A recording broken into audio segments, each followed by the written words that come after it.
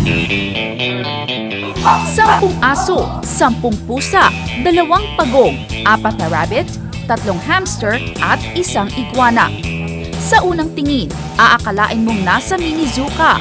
Pero bahay lang ito ng isang pet lover. Bata pa lang daw si Tina, mahilig na siyang mag-alaga ng hayop.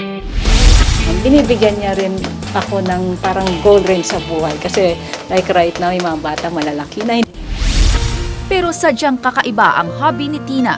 Sa loob ng kanyang bahay, binigyan niya ng tahanan ng ilang asong may kapansanan. Ito si Sedi, isang aspen. Matapos mabundol ng sasakyan, naputol ang 2 paa.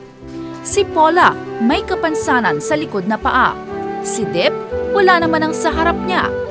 At ang paborito ni Tina na si Bianca, na inabandona ng may-ari dahil naparalisa.